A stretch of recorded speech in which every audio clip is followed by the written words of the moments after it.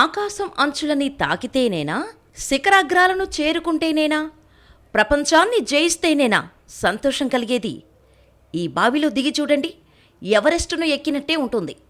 విజయ పతకాన్ని ఎగరేసినట్టుగానే ఉంటుంది. ఇంతకీ ఎక్కడ ఉంది ఈ బావి? దీని వెనుక ఉన్న రహస్యమేమిటి అనేది ఇప్పుడు తెలుసుకుందాం. ఇది రాణిగారి బావి. గుజరాత్ రాష్ట్రంలో అహ్మదాబాద్ నగరానికి 130 కిలోమీటర్ల దూరానికి ఉంది. ఇది 7 నిలువులోతుల బావి. పేరు రాణికి వావ్. ఈ బావిలోకి దిగడమే ఓ విచిత్రం. ఏ మెట్టు నుంచి దిగుతామో తిరిగి అదే మెట్టుకు చేరుతాం. 7 అంతస్తుల రాణిగారి బావిలో విశాలమైన వరండాలు ఉంటాయి. వరండా స్తంభాల మీద అందమైన శిల్పాలు ఉన్నాయి. బుద్ధుడు, విష్ణువు, దశావతారాలు, కల్కి, రాముడు, మహిషాసుర మర్దిని, నరసింహుడు, వామన, వరాహ అవతారాలతో పాటు నాట్యభంగిమలో నాగకన్యల శిల్పాలుంటాయి. 7 అంతస్తుల బావి నిర్మాణంలో సుమారు 800 శిల్పాలు ఉండవచ్చు అని అంచనా. ఇప్పుడు 5 అంతస్తులు మాత్రమే సరిగ్గా ఉన్నాయి. 64 మీటర్ల పొడవు, 20 మీటర్ల వెడల్పు, 27 మీటర్ల లోతు ఉన్న ఈ బావిలోకి దిగటం సాహసమేమో అనిపిస్తుంది. కానీ తీరా బావి అడుగు అంతస్తుకి చేరిన తర్వాత ప్రపంచాన్ని జయించినంత సంతోషం కలుగుతుంది. ఎవరెస్టును అధిరోహించినంత గర్వంగానూ ఉంటుంది. ఈ ప్రదేశాన్ని 11వ శతాబ్దంలో సోలంకి రాజవంశం పరిపాలించింది. ఆ రోజుల్లో మొదటి భీమదేవుని భార్య రాణి ఉదయమని భర్త జ్ఞాపకార్థం ఈ బావిని నిర్మించారు.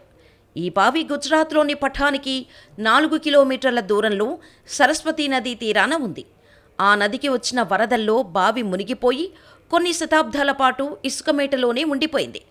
ఆర్కియాలజీ సర్వే ఆఫ్ ఇండియాలో 1980లో బయటపడ్డ ఈ బావిని యునెస్కో 2014లో వరల్డ్ హెరిటేజ్ సైట్ భాగంలో చేర్చింది. సాధారణ బావుల్లోకి దిగితే కొంతసేపటికి ఆక్సిజన్ తగినంత అందక ఇబ్బంది పడతారు. కానీ ఇక్కడ ఆ అసౌకర్యం ఉండదు. విశాలమైన వరండాలు, స్తంభాల మధ్య నుంచి గాలి ధారాళంగా ప్రవహిస్తుంది. 4వ అంతస్తు నుంచి మరో బావి నుంచి ప్రధాన బావికి అనుసంధానం ఉంటుంది. దీని ఆకారం పైనుంచి చూస్తే దీర్ఘచతురస్ర ఆకారంలో ఉంటుంది. లోతుకు వెళ్లే కొద్దీ వలయాకారంలో ఉంటుంది. గుజరాత్, రాజస్థాన్ రాష్ట్రాలలో ఇలాంటి దిగుడు బావులు ఎక్కువ. మన తెలంగాణలో కూడా ఇటీవల తవ్వకాల్లో ఇలాంటి బావులు బయటపడ్డాయి. భూగర్భ జలాలను రక్షించుకోవటానికి క్రీస్తుపూర్వం 3000 ఏళ్ల నుంచి అనుసరిస్తున్న విధానం ఇది. వీటికి సామాజిక ప్రయోజనం కోసమే నిర్మించేవారు. పనిలో పనిగా దీనిని విహార కేంద్రంగా కూడా మలుచుకునేవారు. ఇప్పుడు బాలీవుడ్లో పాటల చిత్రీకరణకు మంచి లొకేషన్ అయింది.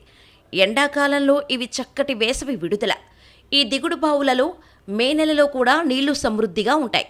ఈ దిగుడు బావుల పరిసరాల నుంచి ఓ 10 అడుగుల దూరంలో ఎండ తీవ్రత భరించలేనంత తీక్షణంగా ఉన్నప్పుడు కూడా దిగుడు బావి దగ్గర శీతల పవనాలు వీస్తూ ఉంటాయి. అప్పటి ఆర్కిటెక్టులకు న్యాచురల్ ఎయిర్ కండిషన్ టెక్నాలజీ ఏదో తెలిసే ఉంటుంది.